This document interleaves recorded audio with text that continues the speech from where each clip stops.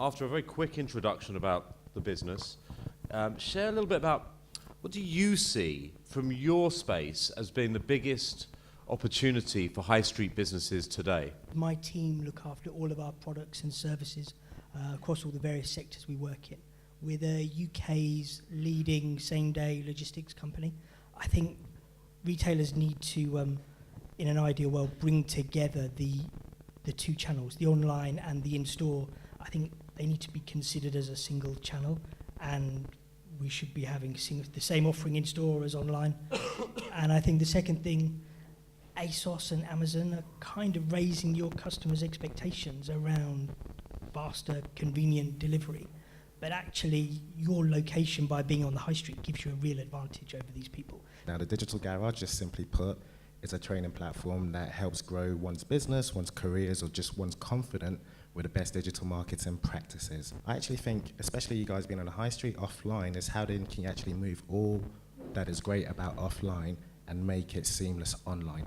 And a lot of it is to do with content, and I think particularly mobile and video. We develop a cloud-based point-of-sale system and omni-channel solution, or e-commerce. 45,000 customers around the world, very focused on small and medium businesses, retailers. What we see in our space is we're able to provide small and medium businesses with technologies, thanks to the cloud and thanks to latest developments. We give access to technologies that only the largest retailers used to be able to have.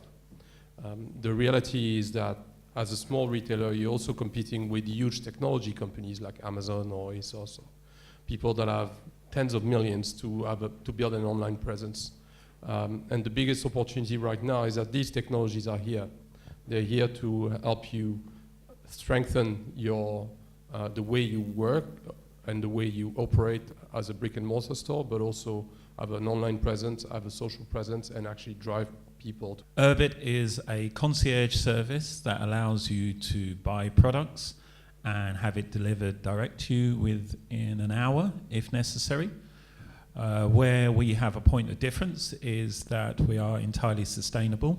We have a network of Urbers who will go into a retail outlet, pick up a product that has been ordered, and will deliver it to a person wherever they are. Iconome are a retail technology business specializing in customer engagement, analytics, and new ways to educate the client using beacon technology and other triggers involved with apps that we can deliver to you to encourage your clients to shop with you in new and exciting ways. And as a retailer, allowing you new ways to analyze the way that these people shop with you or may shop in the future with you. I agree with online and offline. We aim to bridge that gap between the two and allow a seamless shopping experience. And as we know, now with mobile technology, we are pretty much always online. And that is part and parcel of how retailers need to discuss their stores and their product with consumers. JCDecaux, or outdoor advertising leaders in the UK. We are global, but we're leaders in the UK. And we started actually on the high street itself. So Jean-Claude Decaux, back 52 years ago in France, put a poster up of his family shoe shop to drive traffic in store. And here we are now. So we've grown from that, but we very much have that a part of the business today still. I started with JCDecaux a few years back as a local rep in Essex, helping Essex retailers and businesses to drive traffic in-store using outdoor advertising. And I think the biggest opportunity for retailers today is to understand what data you've currently got and how you can use that for your advertising to reduce wastage, to make sure you're reaching the right people, and ultimately to grow your business. How do you get more local footfall into the shop? In regards to how to get footfall, let me almost reverse this. I'm hoping everyone here who does have a business will actually buy that product or service that they sell. If that's the case, then what do you do? What do you believe will get you going into a shop? And then just do that. But in regards to online specifically, a lot of it is very much local based. Through Instagram I was spending a lot of time on it, a lot of time on social media in general, and I wasn't seeing that all-purposeful return on investment. I wasn't seeing a direct click-through to my website and buying. However, by keeping up my efforts on social media and focusing on one platform in particular, I now see, because I am a shopkeeper and I do talk to my customers one-on-one, literally someone will arrive through the front door and go, I've followed you on Instagram for years, I love your brand, I'm here in London for a weekend, what can I buy? And like, they'll drop £1,000 right there and then because they've saved for a year to come for that London weekend trip kind of thing. So although there's no direct correlation and I cannot measure, or I can measure, and I can see exactly how many people haven't bought as a result of an Instagram, I can overall, because I'm a shopkeeper with a bricks and mortar store, see the overall value. The website bit Rowena was just talking about, so we found just by updating our website regularly, by just creating short little blog posts that at the time don't seem particularly so exciting to us, but to the customers, a little insight into what we're doing in our shop helps look like we're staying new and fresh and relevant, and also seems to really help with our search results as well. Absolutely. So we have multiple data sources, but I think the most relevant ones for you guys are the ones that I use most regularly. And I think everyone wants to know how many people are they going to reach. And route data is something that every campaign I run, everyone wants to know how many impacts, how many people are going to see that. But I think the more interesting data sources that we have available for you, which are free of charge as you work with us, absolutely, is things like where are they and who are they. So you'll spend a lot of time understanding your own data. Who are your customers? Why are they coming to your store? What do you want to tell them? And what we can do with YouGov data is really delve down and target audience segments. Yeah, I mean, our solution works in a slightly different way because it is local. It's exactly what you guys on the high street need to see. You see people walking past your stores every day, but you know nothing about them.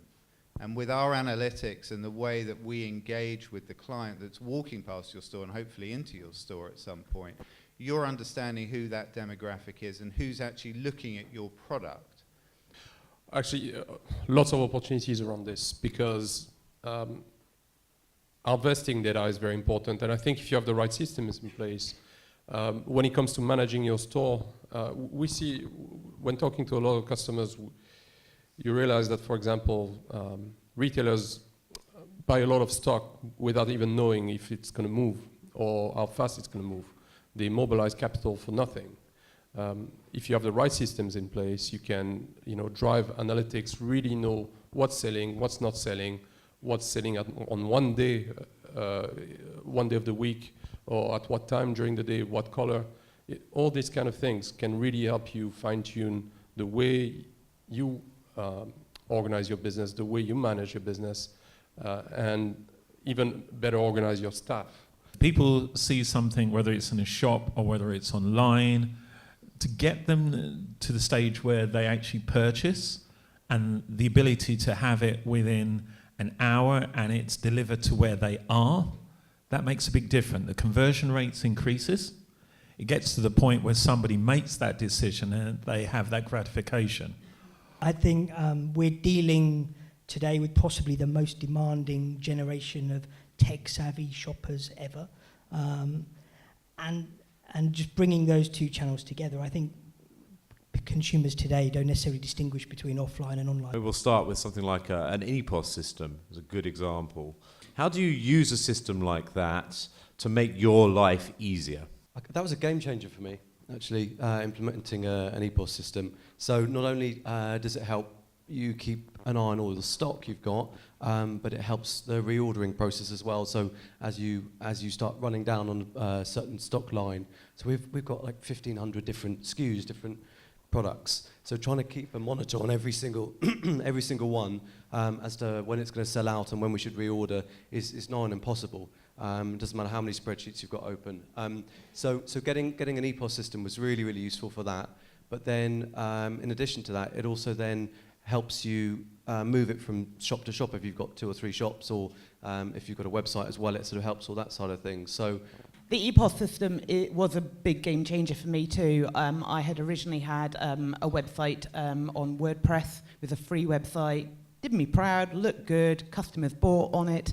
But the fact is, when they bought something, I didn't have any inventory system or POS behind that. It was just a number on a website. And then if my staff or myself forgot to actually deduct one on the website, then it would just sell all over again. And we spent so much time ringing and sending emails, apologizing that we didn't have something in stock because we'd literally forgotten to change it on the website.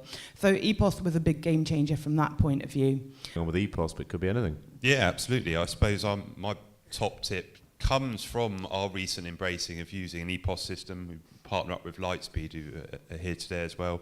And as other small retailers in my position said, it's transformed our business. We've become a lot more organised. We look a lot more professional.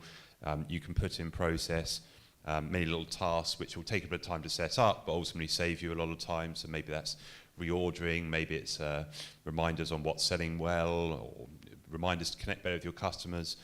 Also, I think as a general tip, I ummed and ahed for ages about abandoning my beloved paper-based system, which made sense really only to me and not with the other staff. And when I finally took the plunge, we're like, right, we're going to commit an awful lot of time now to put all of our stock and all of our processes onto a system.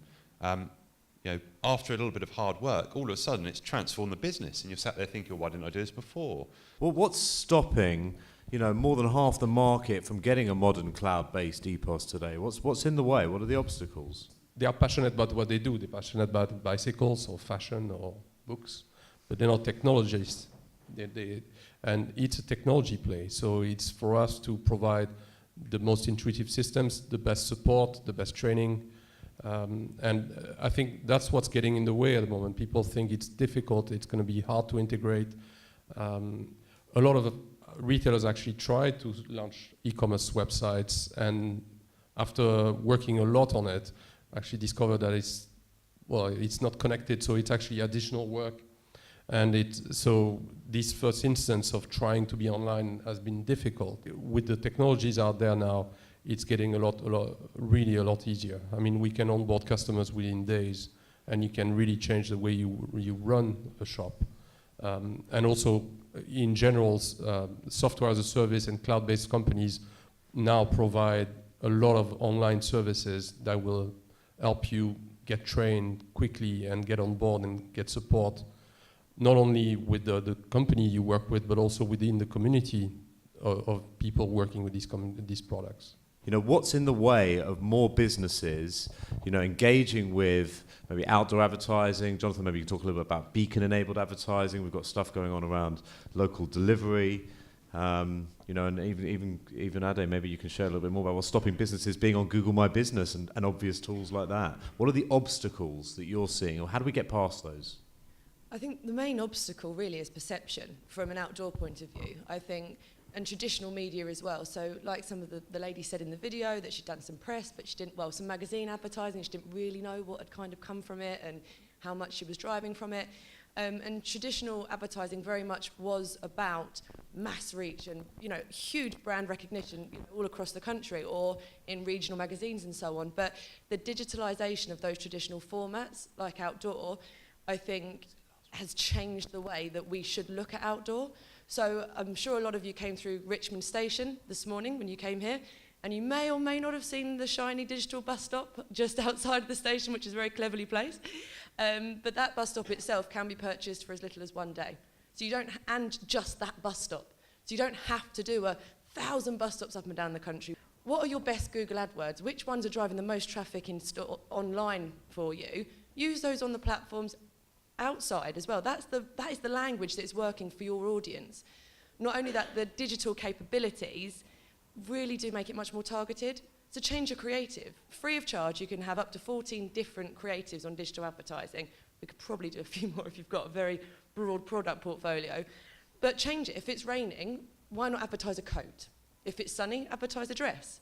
Reach out and make that advert relevant to that person in that moment. And I think that we need to change the perception of traditional advertising and just use it to make your advertising more intelligent and actually resonate more with who you are personally looking to reach. Absolutely. Our technology works in that same way. We can change it. If it's raining, you change the notification message to the people walking past, you change your content, and make it relevant. You know, if it's Father's Day, do something for Father's Day, make it relevant. I think the other thing that's come across, I think there's a lot of talk about what time it takes for you guys to implement these things. Bear in mind, we're running businesses, so we want you to have it quickly.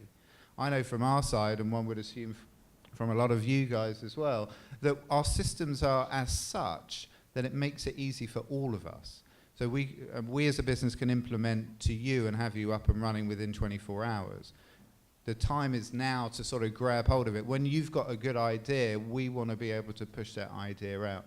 And I'm sure a lot of these guys too have that, you know, speed to market is very important for us. We've got to be flexible, and we, as a company with Urb-it, are mirroring what you guys are saying. If we come and see you, whatever you tell us you want to do, we look at our business and say, right, can we do that? Can we be flexible? Can we have somebody locally? Can we make sure that we only do offers that are local to a certain area? So as you commented on the things like Father's Day, or just having a roadside that is particular to that area, we'll do offers that are particular to a certain geographic area as well. I mean, fundamentally, you never actually lose anyone on price, right? You always lose them on value. And if they don't think what you offer is of value, then you've lost them. So insofar as what you lose people on is you don't educate them enough about your product or service. And maybe, again, it could potentially be a pain point of theirs where it's pricing.